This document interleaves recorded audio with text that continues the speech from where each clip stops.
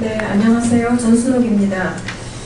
저는 이번에 그 녹색 소비자 연대와 함께 그 현행 공산품 제품 안정성 기준에 포함되지 않고 있는 그 환경 호르몬 노닐페놀에 대한 인체 유해성을 지적하고 이에 대한 규제 방안을 산업통상자원부에 촉구하고자 합니다. 지금 우리 사회는 그 세월호 참사 이후에 국민의 생명 보호와 안전 문제가 시대적 화두가 되어 있습니다.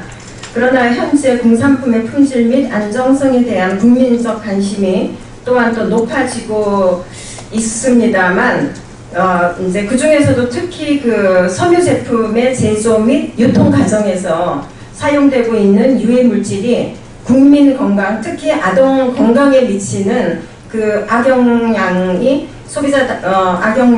그 소비자 단체에 의해서 이미 여러 차례 지적이 되어 왔었습니다. 그래서 이번에 그 산업부 산하 국가기술표준론에서 발주한 한국의료시험연구원의 관련 보고서에서도 유해한 수준의 그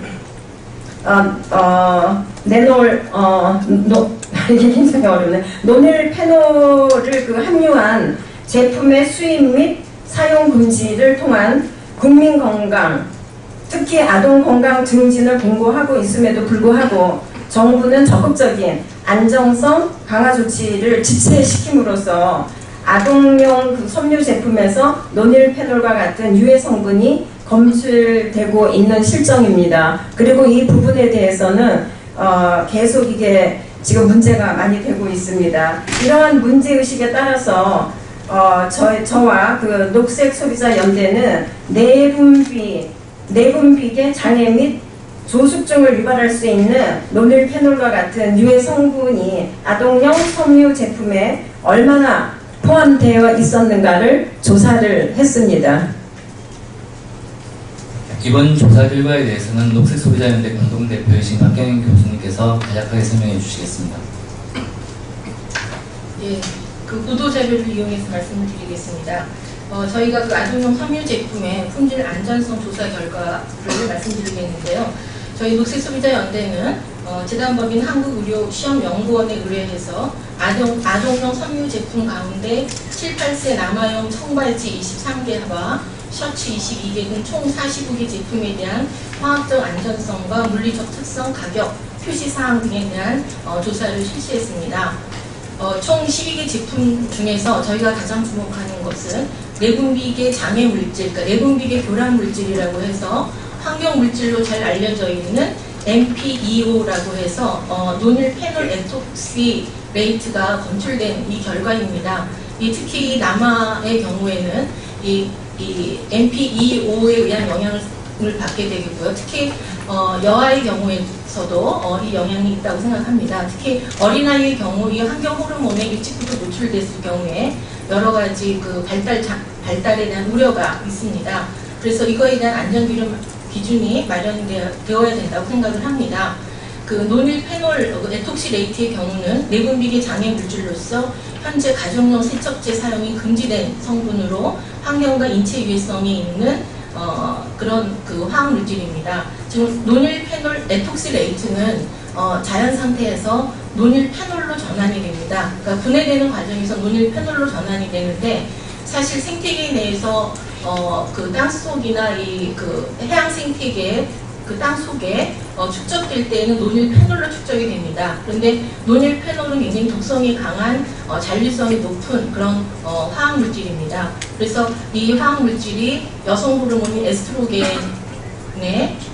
그 수용체에 결합해서 여성 호르몬처럼 행동을 하기도 하고요. 특히 테스토스테론이라고 해서 남성 호르몬이 있는데 남성 호르몬의 작용 저해제로도 작용하기 때문에 환경 호르몬으로서 생태계 그 교란 물질이기도 하면서 내분비계 장애를 일으키는 그런 물질입니다. 이 별첨 자료에 첨가를 해놓았고요. 환경부에서도 이 물질에 대한 특성은 그 보도 자료를 통해서 그 제시를 해주고 있습니다. 그래서 이러한 노닐페놀 에톡시레이트가 45개 제품 가운데서 12개 제품에서 검출이 되었고요. 이 검출된 양은 일부 제품에서는 1000mg, 킬로그램당 1000mg 이상이 검출된 경우도 있었습니다. 그리고 유럽이나 일본 등에서는 에코텍스라고 해서 섬유 환경 기준으로 그 인증을 해주는 그런 기준이 있는데, 그 기준이 OEKO 텍스 스탠다드 100 기준에서 보면은 250mg per 킬로그램인데, 이 이상을 초과하는 제품도 그 조사가 되었습니다. 또한 ASK 주니어나 기술 표준원 안전 표준 품질 표시 기준치에 있는 납의 양을 14배 이상 초과하는 그런 품목도 검출이 되었습니다. 그리고 또한 한국소비자원의 섬유 건전 기준에 17개 제품이 불충족되었었는데요. 그 내용으로는 13개 제품 중에서 일광 변래도, 빛에 의한 섬유 손상이라든지 마찰에 의한 섬유 손상인 마찰 변래도의 건전 기준에 미흡한 그런 품목들이 조사되었습니다. 다음으로 이런 인체 유해 성분에 대한 안전성 기준에 대한 산업부에 대한 촉구 사항을 전수영 의원님께서 말씀해 주시겠습니다.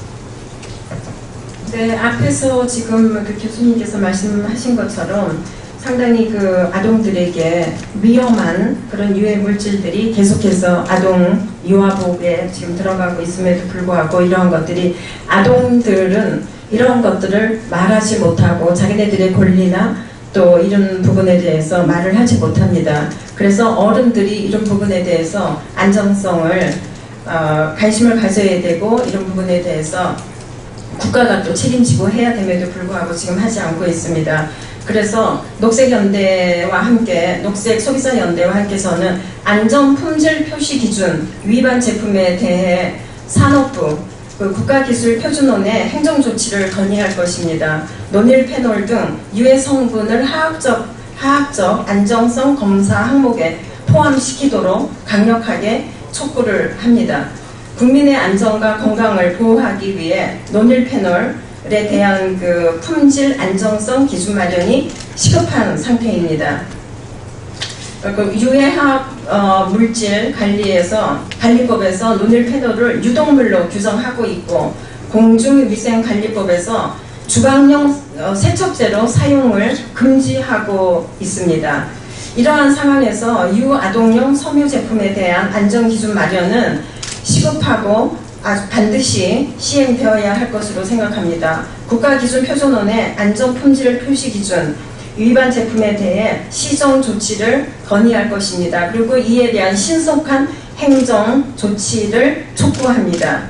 현행 제품안전기본법 제10조와 제11조에 따라 인체 위해성이 확인되고 유해 성분이 포함된 제품의 경우 수거 및 제조, 유통금지 등의 공고, 명령이 가능하도록 되어 있습니다. 산업통상자원부는 모든 섬유 제품에 대한 일괄 규제가 어렵다고 판단한다면 적어도 유아동 섬유 제품만이라도 이러한 점에서 적극적인 행정 조치를 빠른 시일 내에 조치하도록 다시 한번 촉구를 합니다.